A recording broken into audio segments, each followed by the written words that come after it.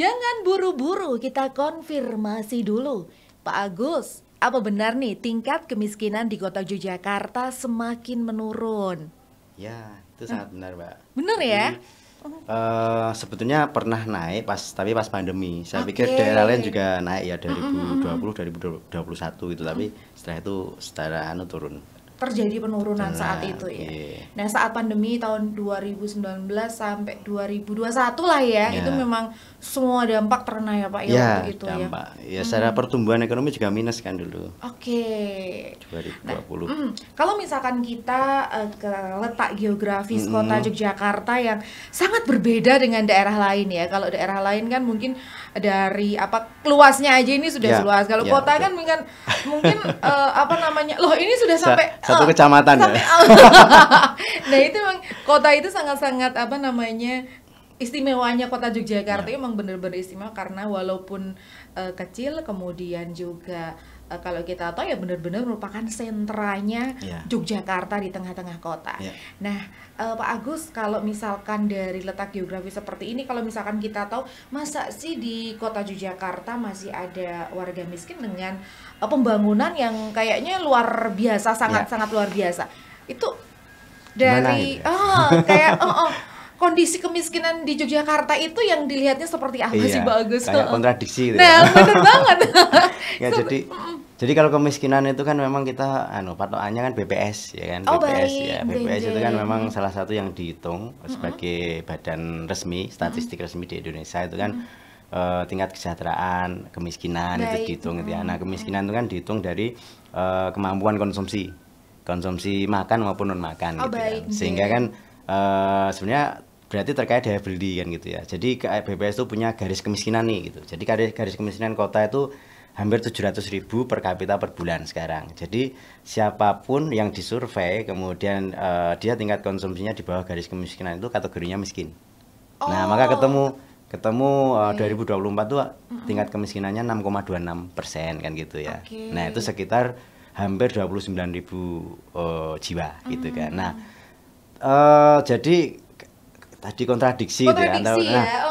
Justru yang Ya. malah istilahnya ngirit atau apa sih ya gitu ya? Iya, Apa itu ya? salah satu yang diangkat itu. Jadi secara kultur barangkali Iya. kan mungkin ada tipikal segmen penduduk itu yang ini ya apa namanya ngirit tadi ya misalkan. Oke. Mungkin sederhana gitu ya. Ya, bahasa sederhana ya kalau gitu. istilahnya ngirit kelihatan pokil nanti ya. Ya, itu Oke. ini itu juga sebenarnya kan banyak Iya. tuh diskursus itu banyak itu Nah, sampai baik. pernah satu saat Sri Jadi- Sultan juga menyampaikan gitu Baik, kan kontradiksi baik. ini gitu. Jadi kita juga harus memperhitungkan Iya. aspek kultural ini itu. Nah. Kita bandingin budaya makan orang kota Jogja dengan budaya makan orang Padang barangkali beda gitu Iya, kan. Nah, itu benar, yang Jen, menyebabkan ini gitu. Tapi sebetulnya kalau mau dilihat secara lebih dalam itu memang konsumsinya nggak hanya makanan tapi non makanan juga. Non-makanan Di juga, situ ya oke. di situ termasuk perumahan gitu kan, Anjir. beban untuk entah itu sewa, entah itu maintenance rumah gitu kan, dan mungkin juga bensin gitu kan ketika dia transportasi sehari-hari.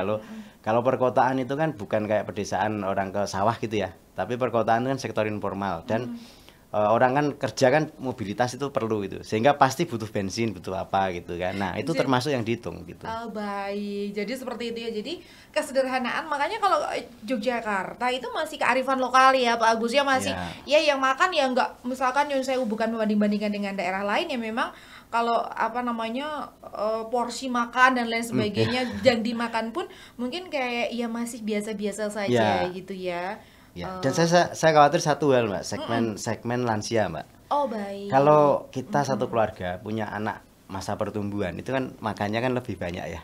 Tapi kalau sudah lansia gitu, Bapak, Oke. kan kalau makan itu kan mungkin secara kuantitas juga nggak banyak gitu kan. Mungkin juga ragamnya juga mungkin berkurang gitu. Nah, sekarang ini kan masalah demografi kita itu kan aging population ya namanya. Jadi masyarakat semakin menua gitu. Jadi proporsi lansia itu semakin naik terus gitu. Nah ini jangan-jangan nanti berpengaruh juga ke penghitungan konsumsi makanan itu tadi. Makanan ya. Bisa jadi seperti jadi itu. memang karena standar ini adalah standar nasional ya Pak Agus, yang memang semua daerah harus mengikuti kayak gitu. Ketika standar ini diterapkan di beberapa wilayah seperti kota Yogyakarta yang tadi sekitar 700 ribuan ya untuk tingkat garis kemiskinan hampir 700 gitu ya. Ketika di atas itu di bawah itu dikatakan garis kemiskinan, padahal kalau tadi kesederhanaan kearifan lokalnya. Kalau misalkan kita bilang di kota Yogyakarta misalkan dibilang masyarakatnya masih menjaga tradisi seperti itu ya, masih pola konsumsinya juga masih biasa-biasa saja, nggak ada yang maruk gitu lah istilahnya. Orang Jogja itu biasa kalem, nggak apa-apa gitu ya. Asli Jogja Pak? Kalau aslinya enggak. Pendatang. Tapi sudah lama di Jogja ya? 2000 ya sudah lama, 2006 ya. 2006, oke. 2007. Wah, berarti sudah 18. Sudah medok lah ya kayak gitu ya. Tapi juga tidak di kota tinggalnya. Begitu. Tapi ternyata beliau ada di kota. Nah, saat ini kalau tadi kita sudah sebel tipis, saya sudah bersama dengan Bapak Agus Triharyono ST. Agus Salim, Mbak. Bapak Agus Salim. Pak Agus Salim. Nah kan, lagi kita ulangin ya ini. Pak Agus Salim itu ya jadi saya mewakili Pak Agus. Kepala Bidang Pemerintahan dan Pembangunan Manusia. Baik. Nah kan salah lagi. Baik, kita ulang. Pak Agus Salim ya. Baik, dan saat ini saya sudah bersama dengan Pak Agus Salim nih dari beliau adalah salah satu kepala bidang di Bapeda Kota Yogyakarta. Nah, untuk ngobrol-ngobrol dengan Mia di siang kali ini tentang bagaimana sih kondisi kemiskinan di Kota Yogyakarta, yang kalau misalkan tadi kita ngobrol-ngobrol sama Pak Agus ini kayaknya melihat dari yang miskin tuh di mana kayak gitu lah dan lain sebagainya. Atau bahkan nih kayak misalkan kalau Jogja itu memang karena pusat kota, jadi kayak kita melihat nih Nyun Sewu nih di beberapa sudut, misalkan kayak ada Nyun Sewu kayak ada pemulung ataupun siapapun mungkin itu justru bukan dari kota Yogyakartanya ya. Iya. Nah, belum tentu ya. Secara pandangan mata kan mungkin kayak gitu ya. Iya, Jadi kalau yang di jalan itu ya, misalkan ada pemulung, tapi saya jarang melihat sekarang. Tapi misalkan di perempatan itu kan ada pengamen, ada silver, manusia silver dan sebagainya. Itu juga kita belum bisa pastikan dia itu tinggal di kota apa enggak sebetulnya ya. Jadi sebenarnya kan basis kita itu kan basis tinggal. Kalau bicara penanggulangan kemiskinan, basis yang kita intervensi itu tinggalnya di mana itu. Tinggal ya, sekali lagi memang basisnya adalah tinggal. Nah, kalau seperti itu yang tadi itu kan seputar pandangan mata. Nah, karakteristik yang kuat nih untuk Kota Yogyakarta untuk penduduk miskinnya itu seperti apa sih? Jadi yang paling menonjol sebetulnya kita membedakan antara orang miskin yang tinggal di pedesaan dan di perkotaan. Baik. Kalau pedesaan tuh memang biasanya backgroundnya dari pertanian. Karena kan memang kalau di Indonesia itu mayoritas memiliki lahan sempit atau tanpa lahan, kan gitu ya. Petani gurun menyebutnya ya, atau penggarap saja. Maksudnya dia nggak punya lahan tapi nggarap sawah gitu. Sehingga skala ekonomi untuk mengerjakan pertanian itu jadi rendah kan, produktivitasnya rendah gitu. Tapi kalau perkotaan itu kita sawah paling cuman tinggal berapa puluh hektar gitu ya di kota Jogja. Masih ada di daerah Umbularjo gitu tuh masih ada itu. Nah itu mungkin sekarang kurang dari 50 hektar kali. Yang lebih banyak itu sebenarnya sektor informal perkotaan. Sektor informal perkotaan entah itu dia bergerak di bidang perdagangan atau sektor yang lainnya, yang jelas sektor informal gitu. Sehingga setiap hari dia harus bekerja untuk makan. Ya kan, kalau pertanian kan siklusnya kan siklus panen dan sebagainya. Kalau ini kan harian. Kalau nggak kerja nggak makan kan gitu ya. Nah ini kan beda sangat besar. Itu akan mempengaruhi bagaimana cara mengintervensi nantinya ya. Misalkan kita program pelatihan gitu ya.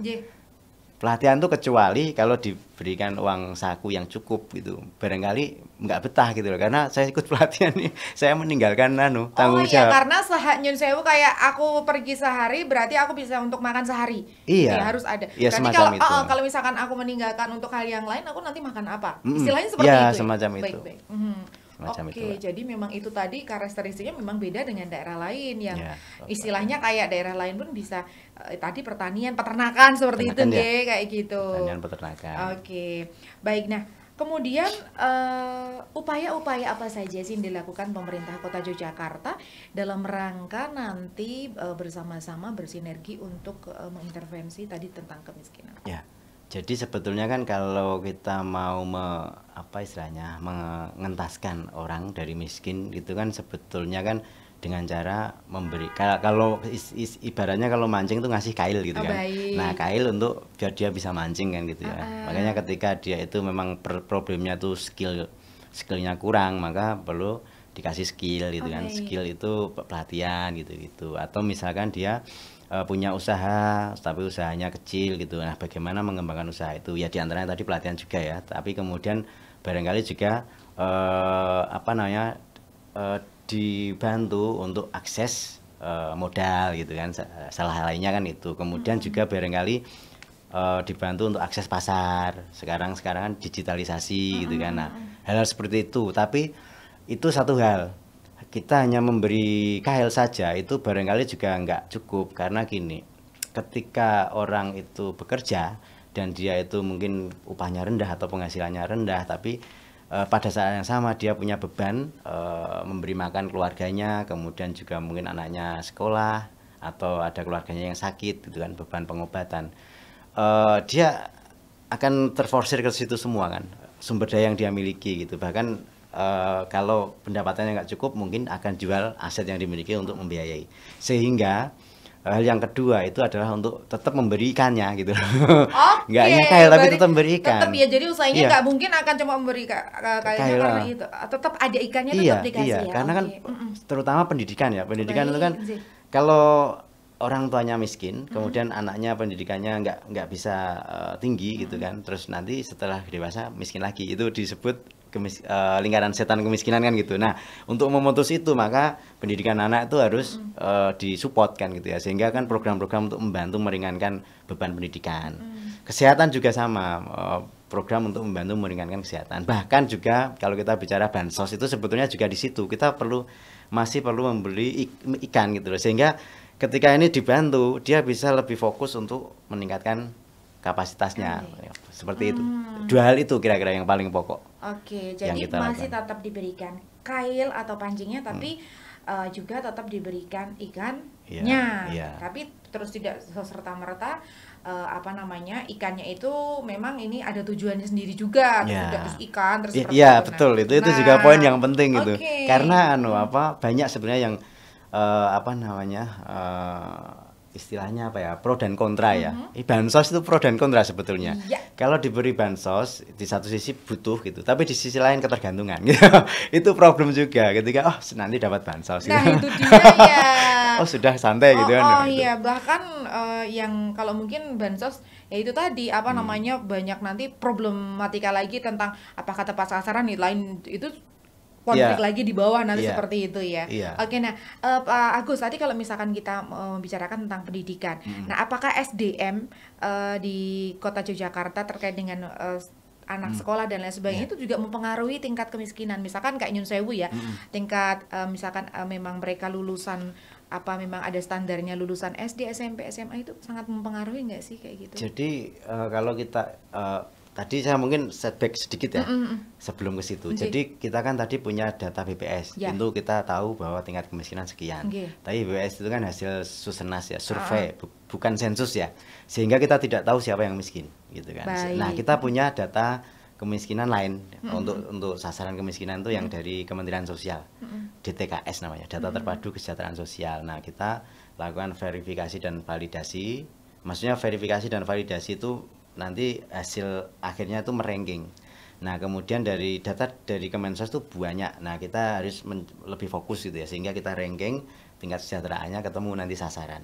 Nah, di situ sebetulnya kan ketika verifikasi dan validasi tadi itu kan ada parameter ya atau atribut data, termasuk background pendidikan. Nah, sehingga kita bisa tahu sebenarnya orang miskin, penduduk miskin tuh rata-rata pendidikannya rendah kan gitu dari situ. Jadi memang ada korelasi sebetulnya. Jadi tingkat pendidikan ada sih dari sasaran itu yang pendidikannya sarjana ada tapi sangat sedikit. Sangat sedikit. Iya, sarjana tuh ada tapi sangat sedikit. Oke. Ya jadi SMA bahkan SMP gitu. Karena kan ini sudah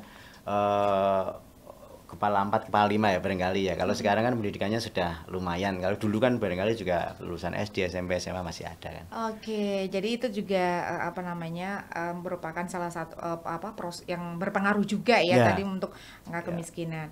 Kalau di Kota Yogyakarta memang tadi disebutkan tapi ada ya yang bahkan sampai sarjana. Ada gitu ya. Ada. Wah, luar biasa. Nah, kemudian kalau tadi itu adalah sinergi dari pemerintah dan juga dari masyarakat. Adakah lain yang mungkin dari kemitraan atau sinergi dari yang lain nih yang bisa sama-sama membantu gitu? Jadi kan tadi kita bicara memberi kail dan memberi ikan tuh dua strategi ya. Strategi untuk langsung ke sasaran gitu ya. Tapi siapa yang melakukan program melaksanakan itu kan pihak-pihak yang di sini ada memang pemerintah kota kan sebagai hal sebagai stakeholder yang utama gitu ya. Di situ ada dinas sosial misalkan, ada dinas industri UMKM. Kemudian ada dinas pemberdayaan perempuan, perlindungan anak, itu ada dinas kesehatan, dinas pendidikan tadi kan kaitannya sama jaminan pendidikan. Kalau kesehatan kan yang bantuan iur itu gitu. Nah, itu kan stakeholder di internal pemerintah kota. Tapi strategi kita sebenarnya dari dulu itu kan pemerintah ya melihat bahwa memang kemiskinan itu perlu dilakukan banyak stakeholder. Tapi kemudian kita perlu meminimalisir overlap si A melakukan hal yang sama dengan si B gitu ya. Atau mungkin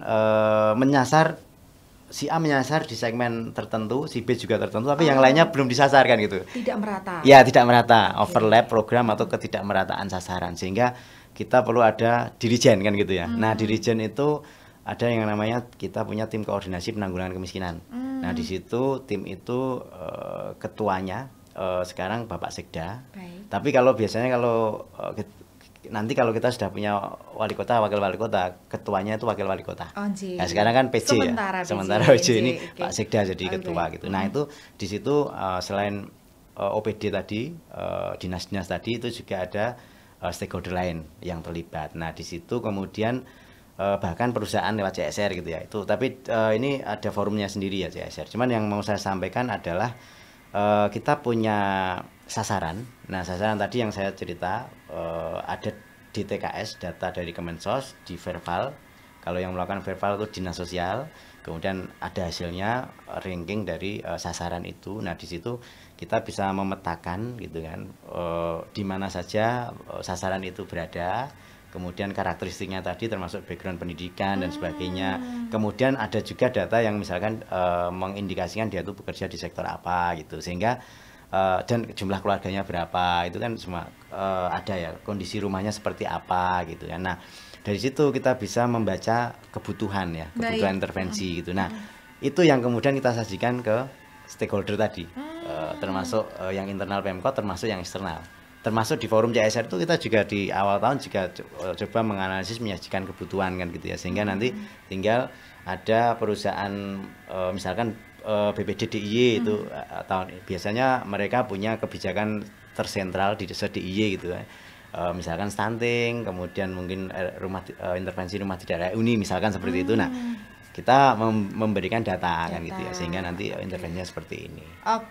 Jadi benar-benar bersinergi gitu ya. Maksudnya kayak antara tadi pihak-pihak lain, mitra tadi bisa benar-benar tahu gitu ya. Jadi tidak ada kedobelan atau bahkan tidak sama sekali yang tidak tersentuh. Tidak tersentuh ya, betul. Oke. Dan sejauh ini dari Kota Yogyakarta sudah melakukan itu juga ya, Pak Gus ya? Ya, dan kita sudah memantau hasilnya gitu. Artinya gini, sasaran yang tadi itu di Verval tadi, fokusnya di situ. Itu tahun 2023 kemarin tuh kita identifikasi itu hanya sedikit sekali berapa persen itu yang belum terintervensi. Nah, yang lain sudah ada intervensi. Nah, tapi saya ada yang kelupaan satu hal. Jadi ada pemerintah pusat juga tadi belum saya sebutkan. Pemerintah pusat itu yang banyak itu biasanya kan yang tadi bansos. Terus tadi yang kalau yang kesehatan kan ada PBI, apa namanya bantuan iur dari APBN itu juga ada. Nah, ini semua kita kita identifikasi dari sekian ada berapa puluh ribu gitu sasaran itu yang sudah terintervensi berapa, yang belum berapa. Yang belum tuh sangat sedikit, berapa persen, 1-2% aja. Nah, yang lainnya itu sudah terintervensi bahkan lebih dari satu jenis. Nah, mungkin yang belum yang akan kita lakukan nanti tahun 2023 kita melakukan itu, 2024 ini nanti akhir tahun juga akan kita lakukan yang sama. Nanti kita akan lihat pergerakannya. Jadi yang sudah diintervensi itu peningkatan sejahteranya seperti apa gitu. Jadi ada evaluasi juga ya. Ya, perlu itu. Karena kan nanti kita nggak tahu hasilnya gitu. Karena data BPS dan ini beda gitu loh. Sehingga kita itu nggak bisa ngontrol BPS itu angkanya seperti ini, tapi siapa yang mau kita minta intervensi? Ya, ini ada data yang mendekati itu yang kita yang jadikan fokus kita. Nah, untuk pihak-pihak lain nih tadi apa sih yang harus dilakukan atau untuk ikut berpartisipasi itu poin-poinnya biasanya seperti apa gitu? Jadi sebetulnya kalau ini tergantung dari pihaknya ya. Pihaknya kayak seperti perusahaan misalkan. Itu kan perusahaan tuh dalam bentuk CSR misalkan. Itu kan CSR kan open ya. Tinggal sesuai kebutuhan itu ya. Nah, kita bisa ikut memberi masukan jenis dari intervensinya seperti apa. Tapi ada juga yang perusahaan mungkin sudah punya kebijakan nih gitu kan. Kayak tadi saya nyebutkan BPD ini tahun ini di kota sekian, di Bantul sekian dan sebagainya, kemudian intervensinya dalam hal apa. Nah, kita memberikan data supporting untuk biar itu tepat sasaran gitu. Artinya misalkan stunting, kan APBD juga sudah nyentuh nih gitu kan. Nah, berarti yang BPD ini kita berbagi sasarannya misalkan seperti itu. Bahkan ada yang benar-benar murni sinergi. Artinya tadi punya program apa, kemudian kita coba pikirkan bagaimana ini bisa bersinergi jadi tanpa harus effort tambahan gitu. Misalkan TVRI kemarin kita juga bicara terkait dengan RB tematik kemiskinan gitu kan, dan apa yang bisa dilakukan. Nah, maka sinergi program satu misalkan lewat penyiaran ya, lewat diseminasi kan gitu ya. Jadi kita mungkin bisa memberikan informasi topik konten gitu yang kira-kira untuk misalkan kita butuh mengangkat suatu potensi yang ini jadi best practice gitu biar yang lainnya tahu dan bisa nular gitu. Nah, ini bisa diangkat nih jadi konten gitu. Misalkan seperti itu. Atau mungkin sinergi programnya itu punya event gitu kan, punya event. Kemudian event itu butuh akomodasi makan jamuan gitu. Kita bisa juga menyediakan informasi ini yang kelompok usaha yang kita bina nih gitu kan, sehingga ini bisa jadi atau souvenir gitu kan seperti itu. Jadi kan TVRI dalam hal ini kan nggak perlu membuat program baru gitu, meskipun kalau ada tambahan program baru ya kita akan welcome kan gitu. Tapi dengan program yang ada, business as usual kita coba sinergikan. Agar tidak terjadi tumpang tindih tadi ya. Jadi sama-sama bersinergi dengan pihak lain pun nanti koordinasinya juga pokoknya sudah tinggal nanti bareng-bareng lah ya gitu ya. Sudah ada data, tinggal bagaimana, atau mungkin kalau mau ada program ya nanti diarahkan dengan sasaran yang tepat tentunya. Jangan sampai terjadi tumpang tindih tadi yang dikatakan Pak Agus. Nah, Pak Agus, dengan adanya tadi yang berbagai macam tadi yang sudah dilakukan dari pihak Kota Yogyakarta tentunya untuk menurunkan, selalu menekan angka kemiskinan di Kota Yogyakarta. Ada nggak sih tantangan-tantangan atau mungkin kerikil-kerikil? Kalau kerikil tajam jangan ya. Kerikilnya jangan yang tajam. Nah, kerikil kecil ya. Apa sih kira-kira yang kadang tantangan ya? Tantangannya apa nih? Tantangan tadi salah satu sudah disebutkan ya, terkait bansos. Itu dia. Itu tantangan. Jadi itu kayak pisau bermata dua gitu. Artinya kan ini bisa sangat membantu untuk mengurangi beban pengeluaran ya, secara teori seperti itu. Tapi itu akan menciptakan ketergantungan, sehingga ada satu pihak itu yang ini masih perlu, tapi ada pihak lain, wah kayaknya itu program seperti itu harus dikurangi gitu. Nah, kita kan harus di tengah-tengah ya. Artinya kan ini tidak boleh kalau hilang langsung ya resiko juga kan gitu ya. Jadi untuk mengangkat itu juga tambah susah gitu ya. Kalau kendaraan bebannya berat itu untuk nanjak itu kan ya semakin susah kan. Nah, bebannya itu kita bantu untuk mengurangi kan gitu. Terus tantangan yang kedua data, Mbak. Data itu selalu jadi masalah gitu. Jadi kita intervensinya kemana gitu, nanti yang evaluasi beda gitu kan. Nah itu jadi masalah. Bahkan sekarang data itu juga berkembang ya.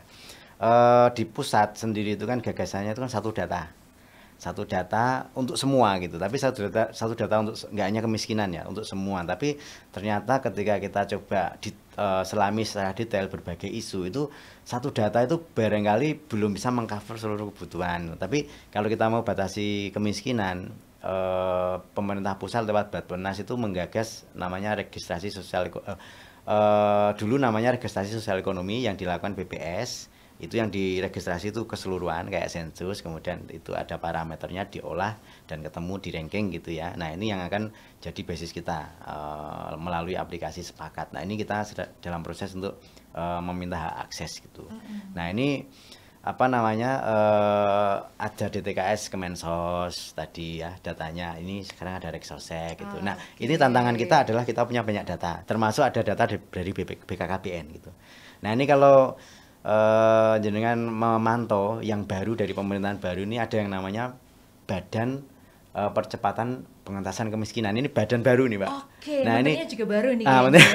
Menterinya Pak Budiman kan, kepala badannya Pak Budiman Sujatmiko. Nah, ini juga mungkin harapan ya barangkali. Jadi kalau dulu itu di tingkat pusat tuh ada namanya Tim Nasional Percepatan Penanggulangan Kemiskinan. Ini kan tim. Nah, sekarang jadi badan ini. Jadi sepertinya badan, ini prospeknya itu kalau nggak salah tafsir itu ini bisa jadi lebih kuat gitu ya untuk mengkoordinasi. Nah, harapannya dengan adanya badan ini, soal yang tadi itu data itu harus bisa disederhanakan, satu data gitu kalau bisa. Kalau kemarin tuh nggak bisa. Aplikasinya banyak Pak Agus? Yang Sepakat itu kan sebenarnya coveragenya paling luas nih. Oke, baik. Kemensos tuh punya yang 6NG juga aplikasinya.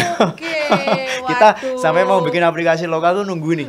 Sepakat ini kalau kita sudah bisa memenuhi kebutuhan kita nggak perlu aplikasi lokal kan gitu ya. Kita masih menunggu itu. Oke. Wah, jadi itu tantangan itu sekali saya. Tantangan yang kedua data.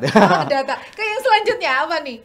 Ya koordinasi tadi. Koordinasi tadi. Koordinasi tadi itu jadi tantangan yang ketiga ya. Oke. Artinya kan kita bicara kemiskinan itu.